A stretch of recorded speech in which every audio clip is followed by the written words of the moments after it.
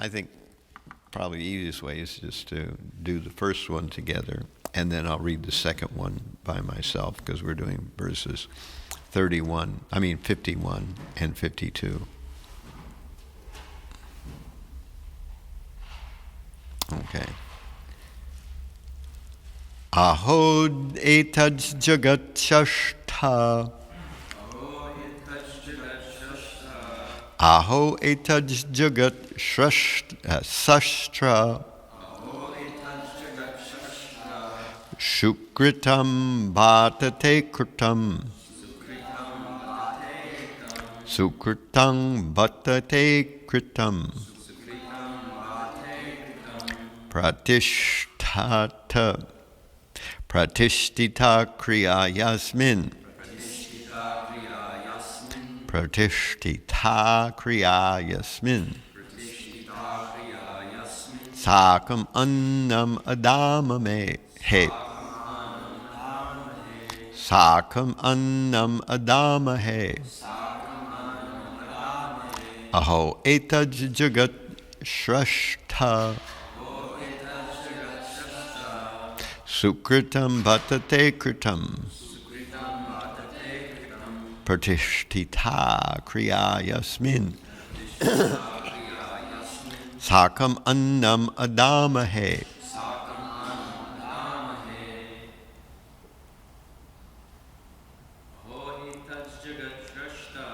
Aho etaj jagat srashta. Sukritam bhatate kritam. Pratishtita kriya yasmin. Sakam annam adamahe.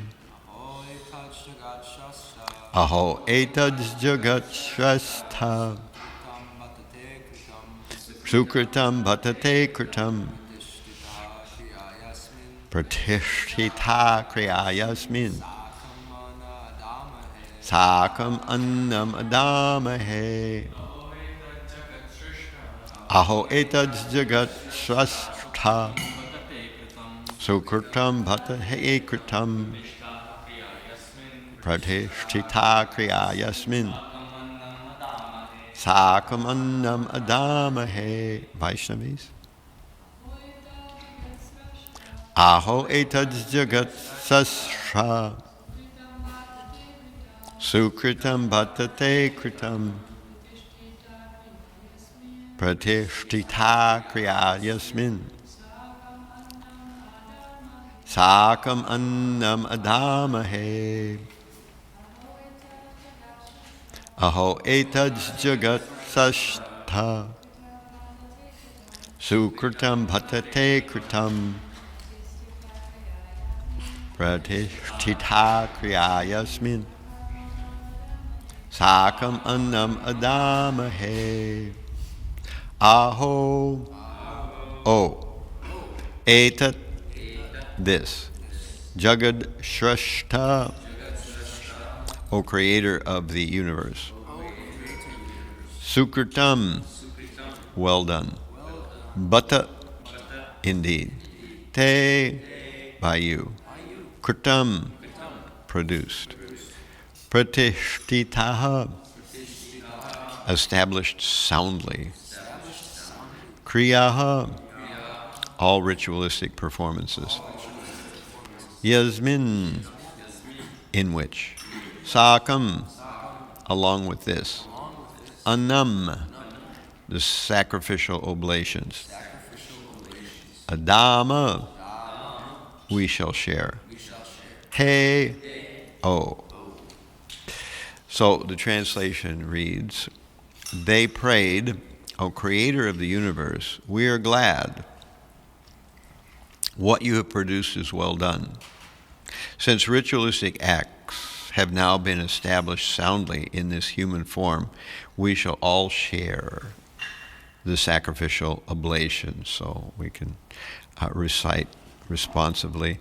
They prayed, O Creator of the universe, we are glad.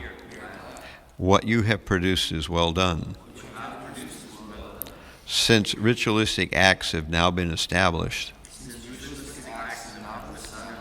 soundly in this human form, we shall all share the sacrificial oblations.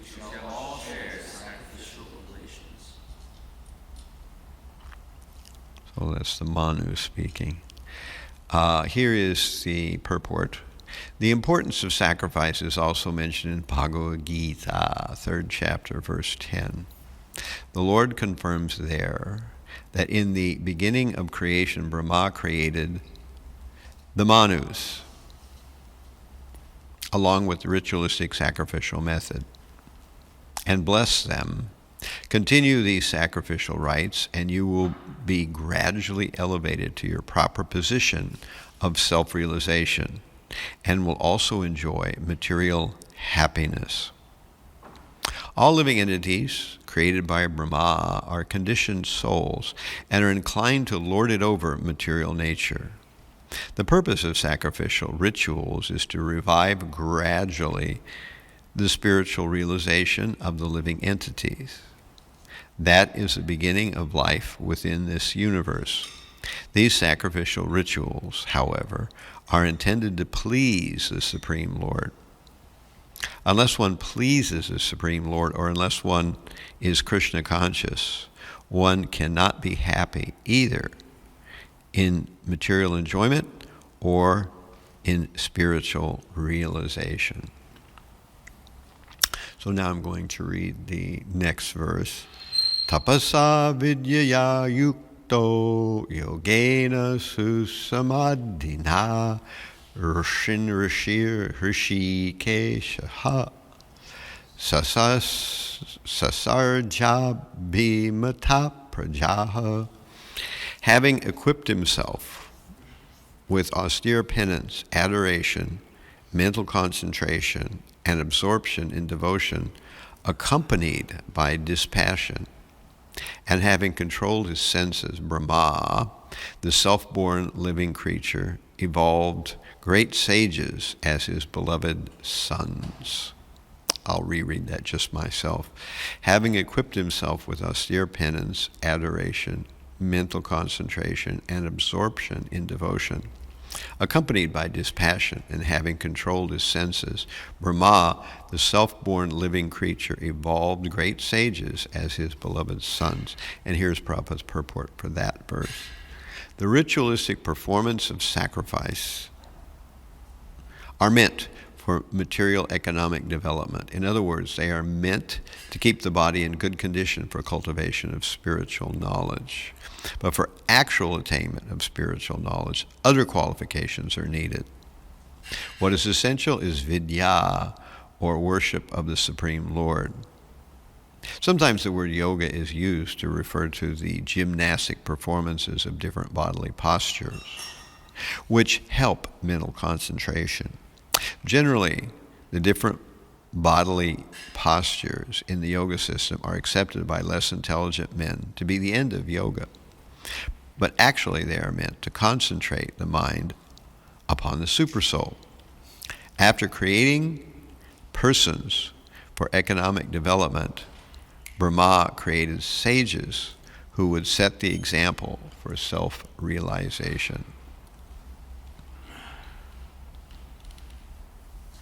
Tapasa vidyaya yukto yogena susamadhina rishin rishir hrishikesha sasarja bhimata prajaha. Having equipped himself with austere penance, adoration, mental concentration, and absorption in devotion, accompanied by dispassion, and having controlled his senses, Brahmā, the self-born living creature, evolved great sages as his beloved sons. This section of Srimad Bhagavatam, we are hearing about Brahmā creating various living categories, we should say, categories of various living beings. And he does it by generating them from his own body in some way or another, sometimes from his shadow, sometimes from something else, sometimes from some part of his body. So this is the nature.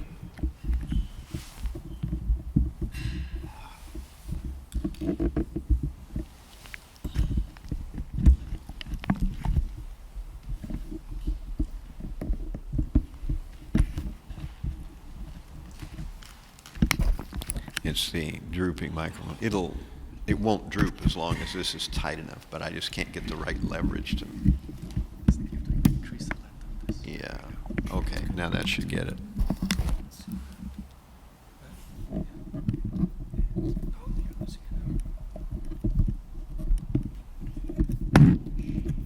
What are you trying? No, don't.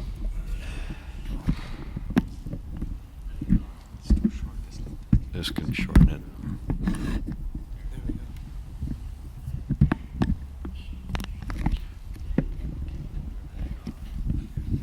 Yeah, it should stay now. Okay.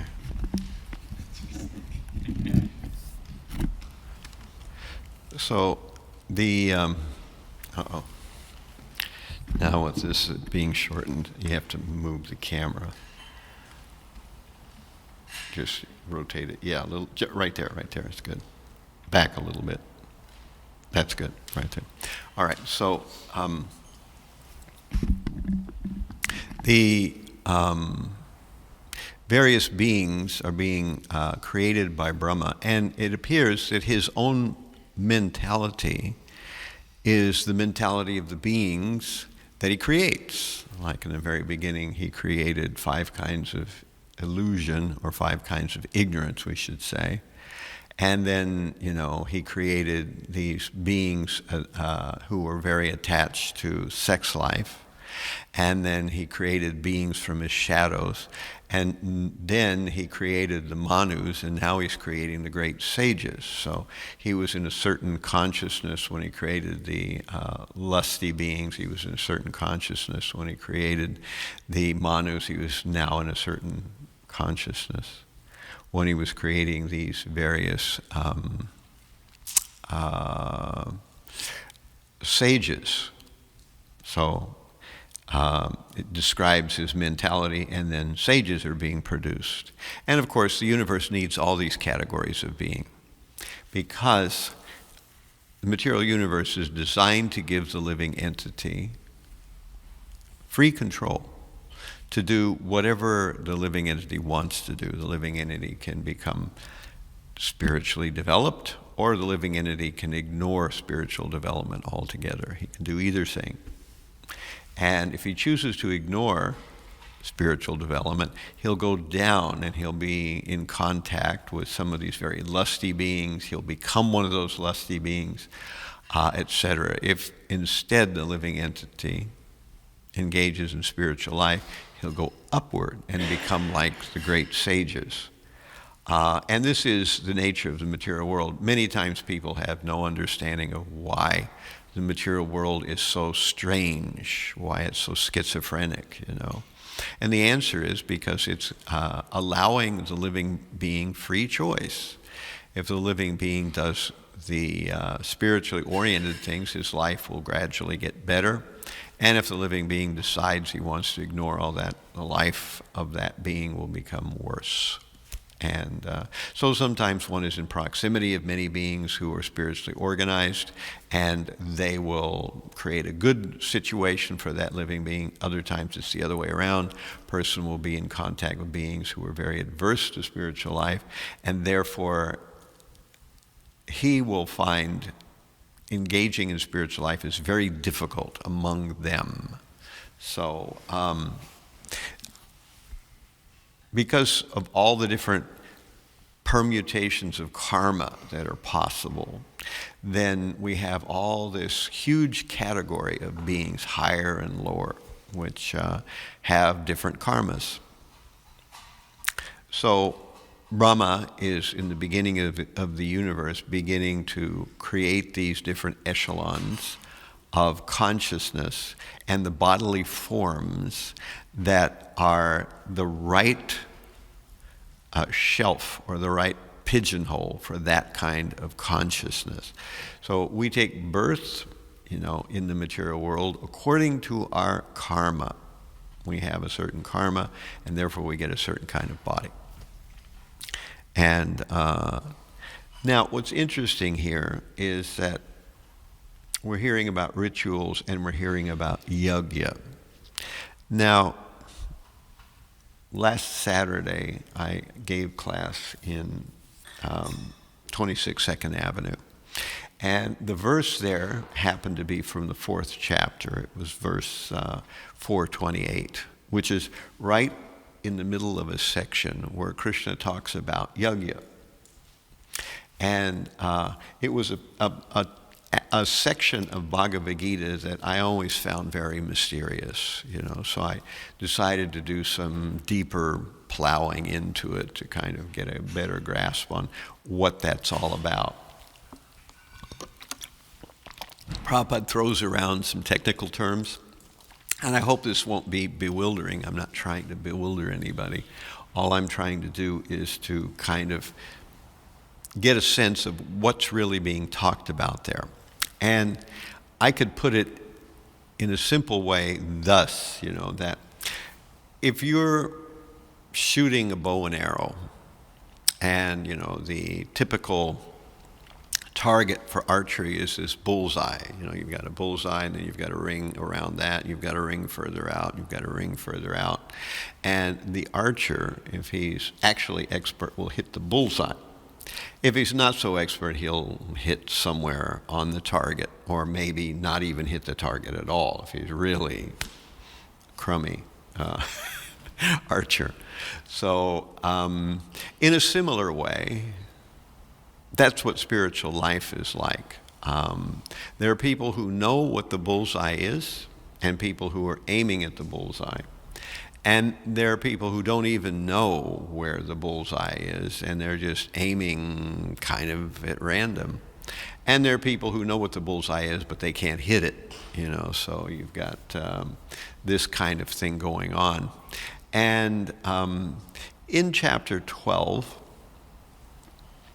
of Bhagavad-gītā, we find that Krishna gives us a certain hierarchy. Always think of me, which is 12.8, and then 12.9. If you can't do that, then engage in the process of devotional service, and this way develop a desire to attain to me. Well, what if you can't do that? 10 is work for me. Well, what if you can't do that? 11 is try to give up some of the fruits of your action. And then we get to 12, which is where we get into meditation and acquiring knowledge, and then renunciation of the fruits of action. So there's a hierarchy, like the target. If you want to go for the target, you always think of Krishna. But if you're not quite able to shoot at the center of the target, then at least engage in the process of devotional service. Again, in chapter 6 of Bhagavad-gītā, we have the same concept that Krishna has explained to Arjuna through the first 6 chapters of Bhagavad-gītā. He's explained to Arjuna that there are these different processes in the Vedic system. You can engage in karma yoga, you can engage in jnana yoga, you can engage in ashtanga yoga, and you can engage in austerities. All these things Krishna discusses with Arjuna. But then, at the end of chapter 6, Krishna doesn't say, okay, Arjuna, just whichever one you have a shine to, whichever one you particularly open to and resonate with, you do that. No, Krishna doesn't say that. He says, tapas vibhyo diko yogi jnanibhyo pimato dikaha jnanibhyas chadiko yogi tasmad yogi bhavarjuna. That better than the tapasvi, the person performing austerity, is the yogi. And he says, better than the jnani is the yogi. And he says, better than the karmi is the yogi. So Krishna is stating a very obvious and definite preference there. It's a preference, He's not saying do whatever you want to do, Arjuna. He's saying be a yogi. Of course, the word yoga I looked it up in Monier Williams. There's a whole paragraph of things that yoga means, all kinds of things, from meditation to process to medicine to trick to mystic power to it means so many things. It's just bizarre how many things yoga can mean. But here Krishna using yoga in the sense of uniting with him. So in this verse, that I said at the end of chapter 6, tapas vibhyo diko yogi, the very next verse, which is the last verse of chapter 6, is yoginam api sarvesham madgatenan taratmanam shradavan bhajate yomam same yuktatamo mataha. There Krishna explains what kind of yogi he's asking Arjuna to be. He's not asking him to be a meditational yogi, a dhyanic yogi, a Astanga yogi. If that were true, then we could say that Arjuna missed the point. Because at the end of Bhagavad-gītā, Arjuna doesn't sit down and meditate. What does he do? He gets on a chariot and starts shooting arrows. That's what he does. That's not the jnani yogi, That's not the Astanga yogi. That's the bhakti yogi. So think about me and act for me. So Krishna is trying to get this point across to Arjuna. So he's making his preference clear.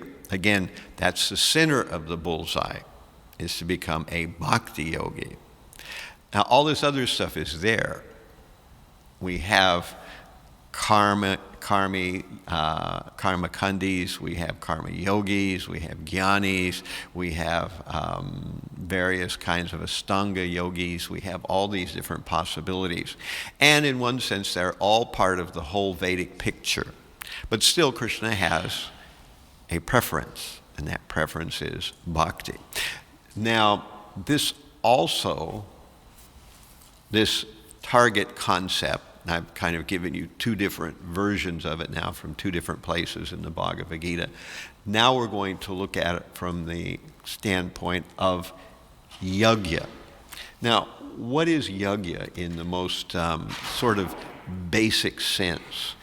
Yajña could be described as going against the normal pull of the senses. That's what essentially yajña is. Now Krishna is talking about yogis doing yajña. So in this case, we're not talking about meditational yogis. We're talking about yogis in the broadest sense of the term, meaning anybody who has any process that's spiritual. So we have these yajña performing yogis, and there's all sorts of different types of it. And is it possible to put this on the screen there if we go to Bhagavad-gītā 4:23? That's what I'm trying to go to.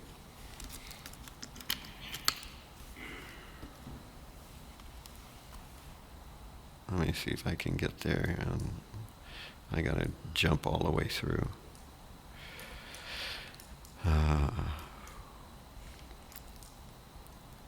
This particular section of Bhagavad-gītā always mystified me, but it's not actually so mysterious.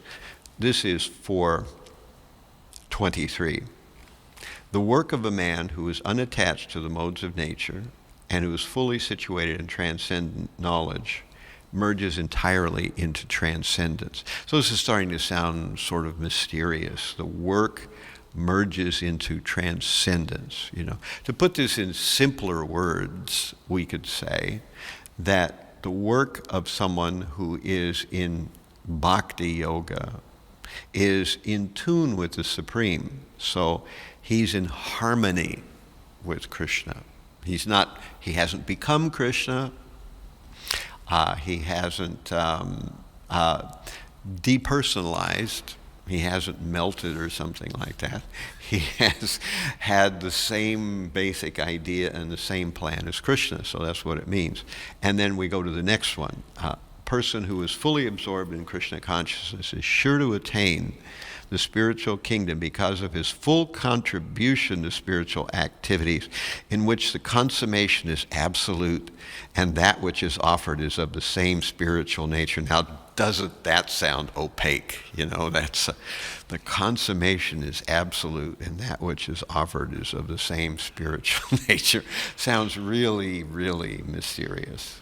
But actually, again, it's the same thing. That by doing things for Krishna, the thing you're doing, why you're doing it, the person you're doing it for are all Krishna. They're all transcendental. So therefore, this is how you purify it. This is the highest kind of yajna. You know who you're offering to. You know why you're making the offering. And therefore, the offering, your attitude, the Supreme Lord, and the whole act of doing the offering, all of them are one in the sense that they're all pleasing Krishna. Now we go to the next one. Some yogis perfectly worship the demigods by offering different sacrifices to them, and some of them offer sacrifices in the fire of the Supreme Brahmā. So now Krishna is starting to talk about lesser yogic yogis, So we're doing types of yogi here that are not quite as much on the highest level. So worshiping demigods. Now, a person is performing a kind of yoga. In other words, it's a spiritual process, but Krishna is not directly at the center of it now. Instead, it's the demigods. And the purpose of it is what? To get some kind of material benefit. But Krishna uses, Krishna and Prabhupada use a technical term here. They start talking about something called Dravya Maya Yoga. Now that's something you probably haven't heard in the last 15 minutes. Dravya Maya Yoga. So Dravya are objects, and Maya in this case means based. So Dravya Maya means based on objects. Yajña. It's a type of yajna, which means doing something that's against the flow of the senses by giving up some physical thing. So this is a kind of yajna. This is a kind of yajna we usually think. You see the fire, people are putting grains in there. They're giving up some material thing. Of course, most of us don't have much problem throwing a few grains of rice or a few grains of barley or whatever it is in the fire. No big thing. We're not going to cry about it, or it won't really, bother us too much to do that. Maybe the bananas will, if we put them in there too. We could really go for a banana every once in a while. But we're giving up these things, and this is part of the yoga process, or the yajna process, rather is what I'm trying to say. But Krishna says that Dravya Maya Yoga is inferior to Jnana Maya Yoga. So we have now two kinds of yajna that are being described. One of them is sacrifice of objects, and the other is sacrifice of intelligence. So Jnana Maya Yajna is a sacrifice of intelligence. And later on in this section, this goes from 4.23 to 4.33. That's where this section of Bhagavad-gītā about yajna draws to a close. So Krishna is telling us that sacrifice of intelligence is better. What that means is that we are sacrificing our consciousness. Now, for a bhakti yogi, what does that mean? For a bhakti yogi, it means that we are trying to always remember Krishna. So, Krishna is describing that we have to always remember him.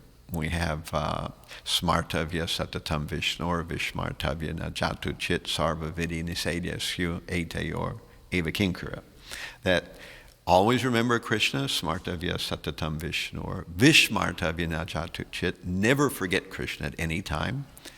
Sarvaviti Nisedyasya, all the rules and regulations of the Vedas hang on these two principles. Always remember Krishna, never forget Krishna. So if you're doing that, all these other kinds of yajña are not really that important. They're not really that central, because you have come to the highest stage of actually sacrificing your intelligence to focus it on Krishna. So that's the process of bhakti yoga. However, for people who are not really ready to surrender, for people who are not really ready to engage in bhakti, the Vedas offer all these other possibilities where we're surrendering something to someone. So it's a lesser standard. It's farther out on the target.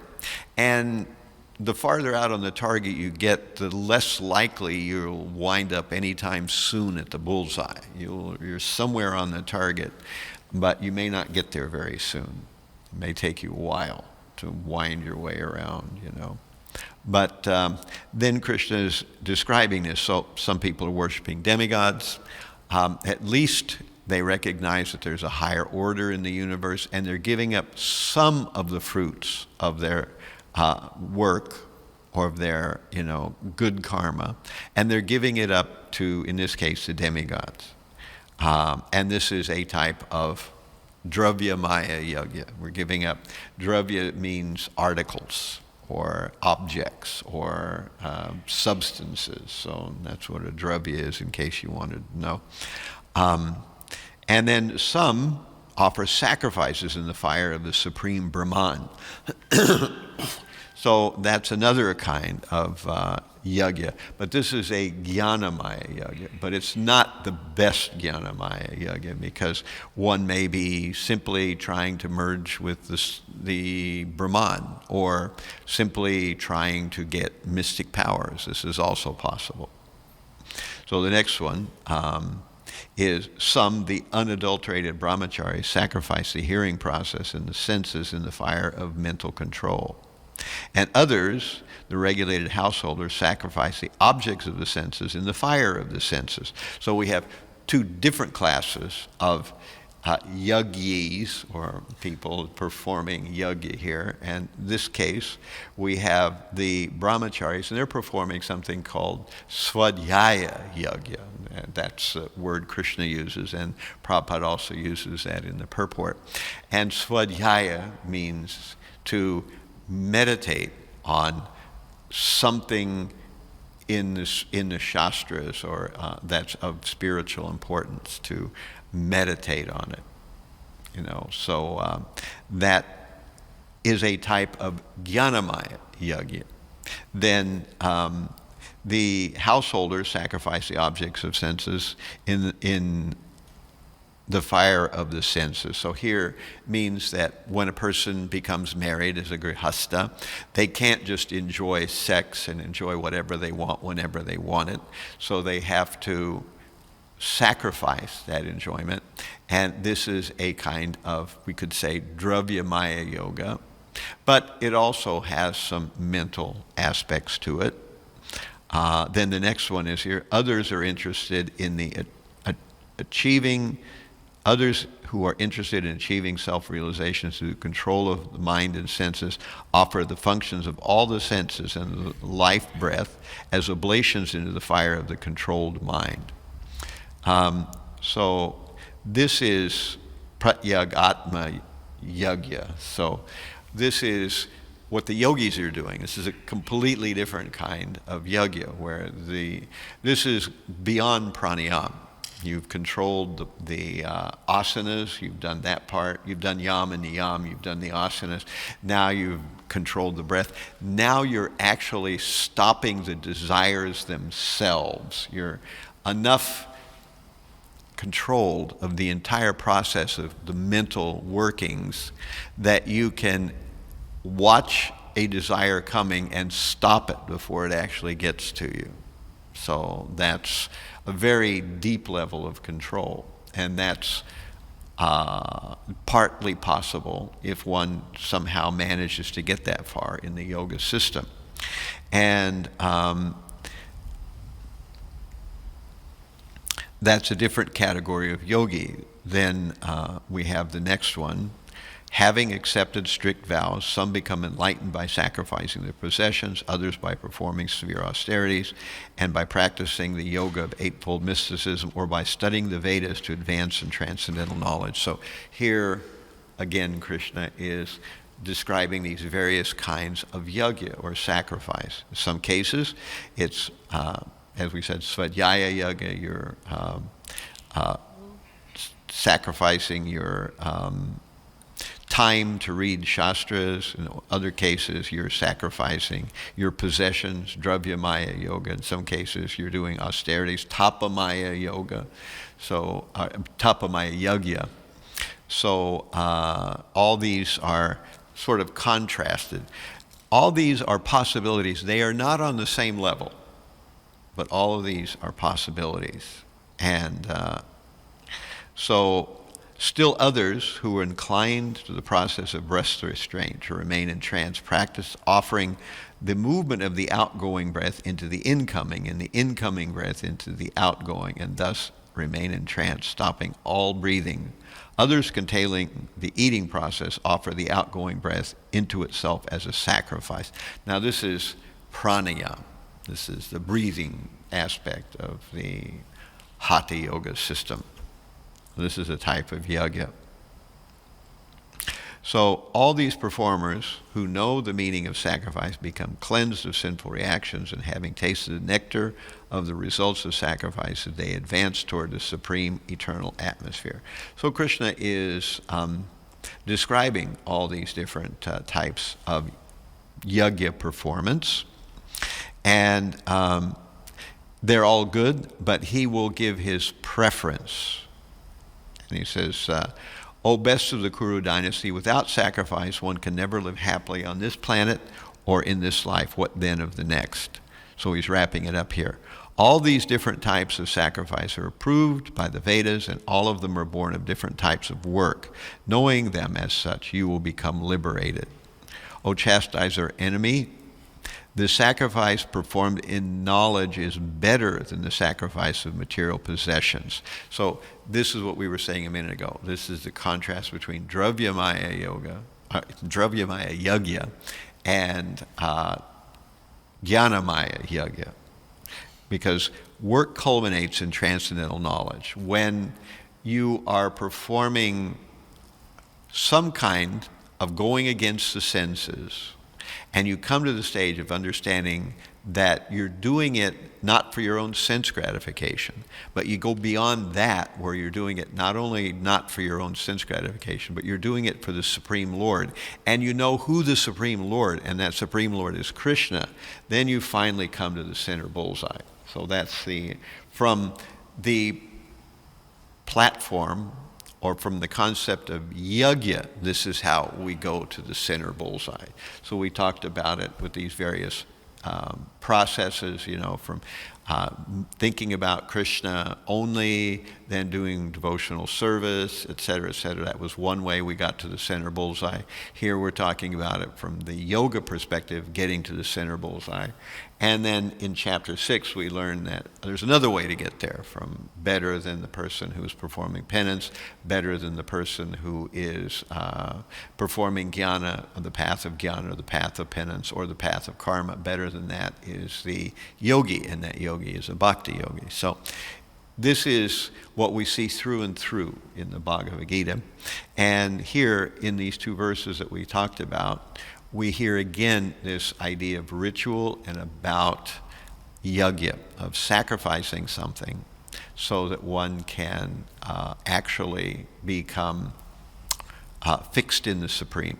So I hope that wasn't too bewildering, but we will ask and see if there are any questions or comments,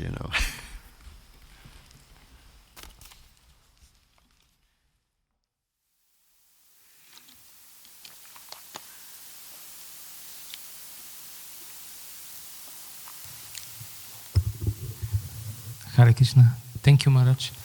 I have a question. Can we say that, because the next verse is the famous. Famous, yeah. Yeah. Accept the spiritual master.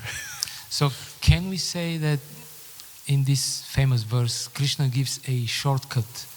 So instead of going through this Right.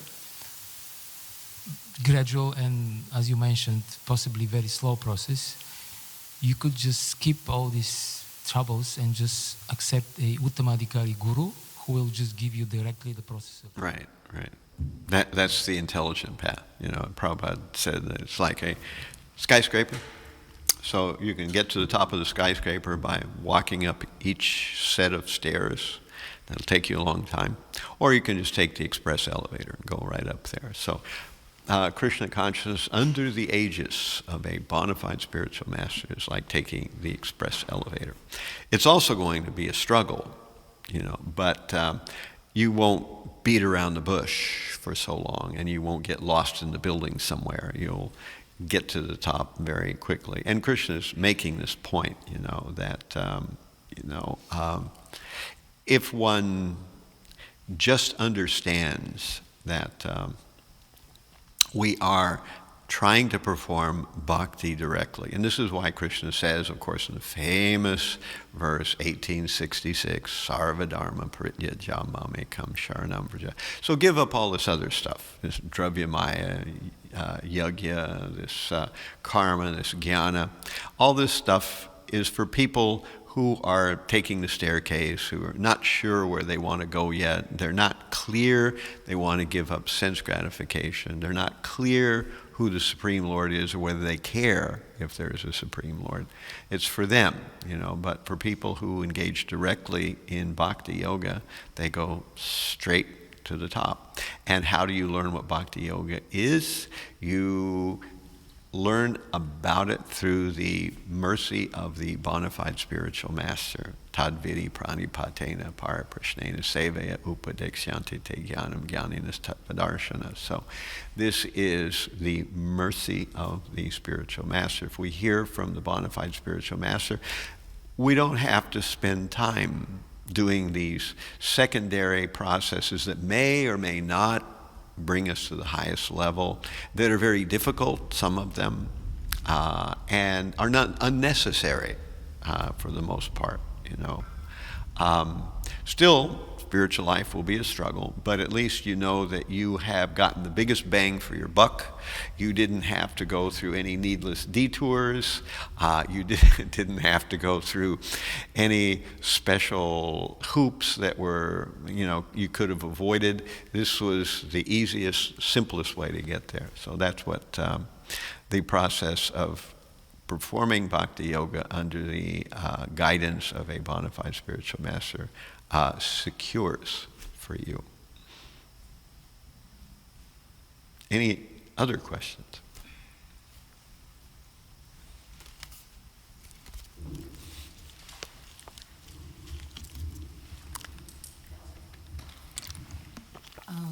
What's the most direct way to find a spiritual master? What's the most direct way? Well, it is said that if one wants to find a spiritual master, one has to pray to the Supreme Lord.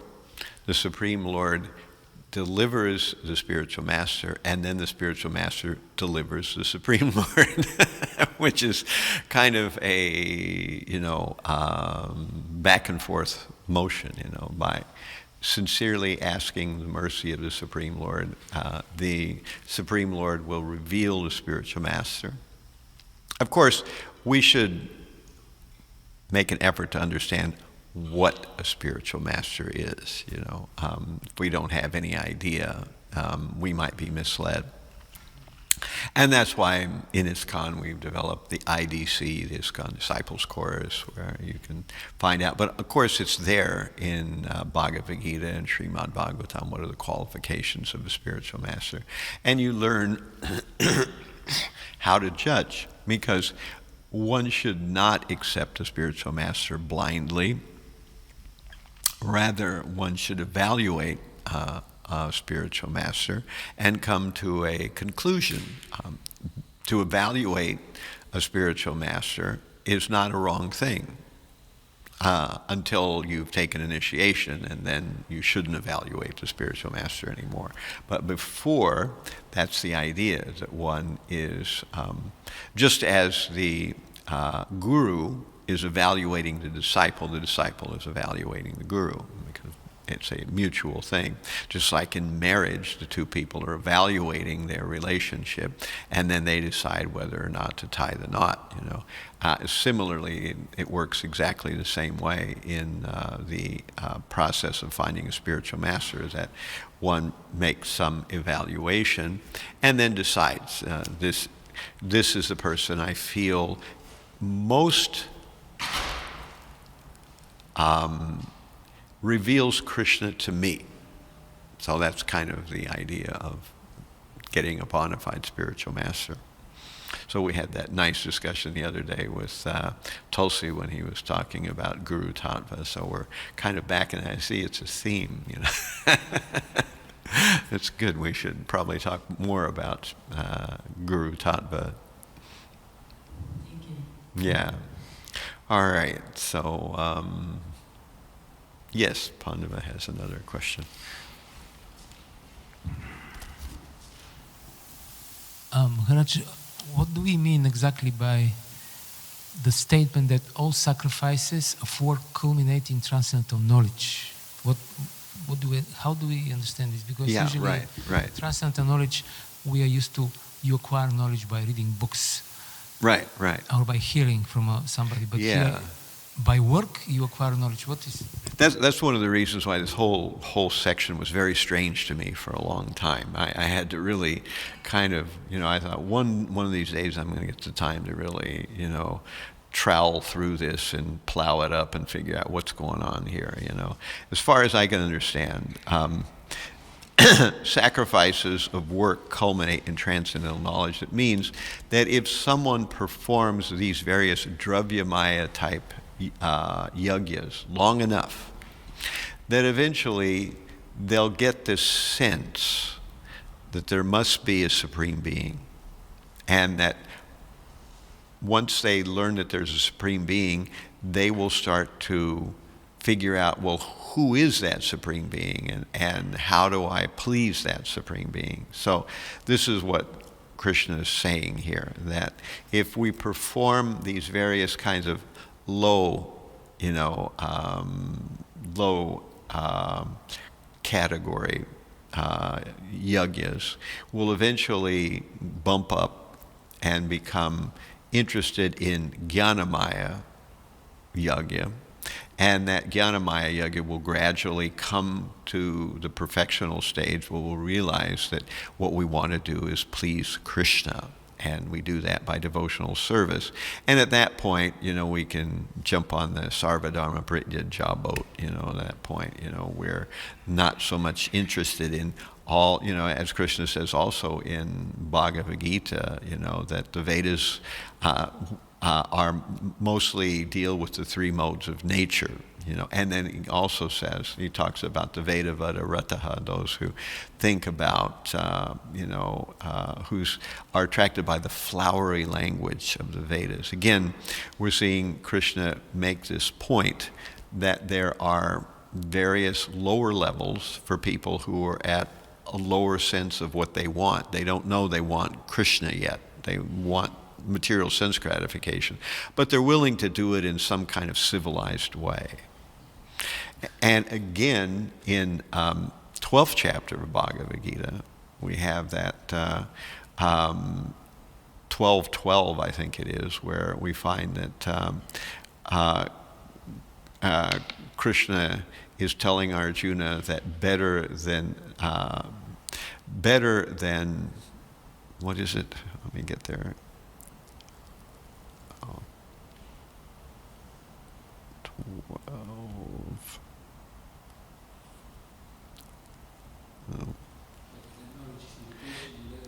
Yeah, if you cannot take to this practice and engage yourself in the cultivation of knowledge, better than knowledge is meditation. Better than meditation is renunciation of the fruits of action. So here, it seems like Krishna is saying the opposite thing here almost. But this is where the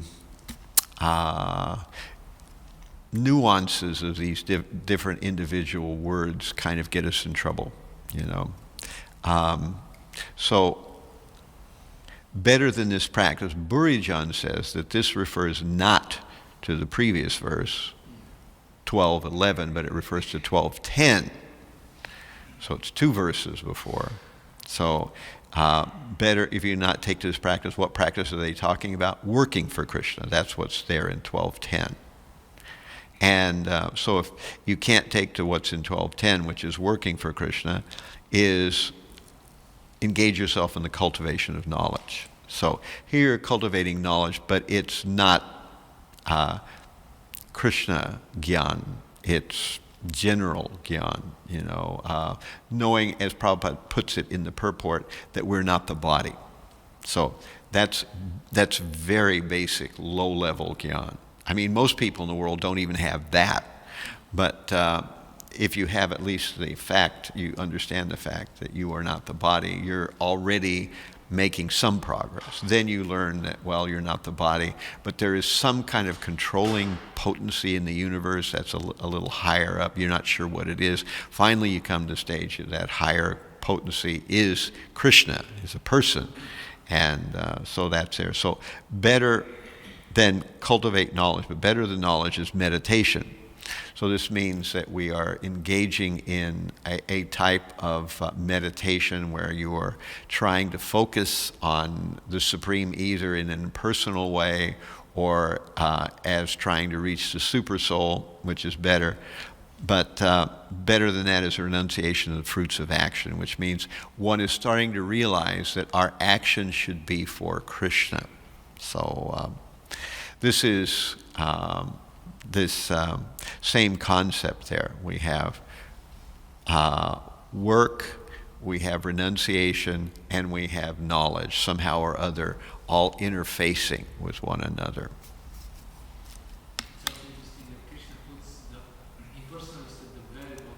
Yeah, usually. Well, there's 2 kinds of impersonalists, the Brahmavadis and the Mayavadis. So the Brahmavadis are not necessarily at the bottom.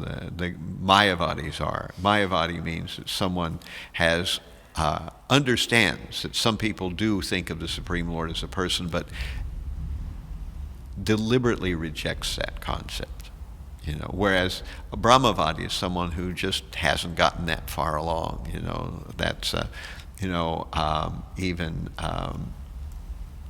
we have many examples of that. The 4 Kumaras were that kind of Brahmavadi, and when they smelled the tulsi leaves offered to the feet of Krishna, then they became personalists. You know, so that's them, and also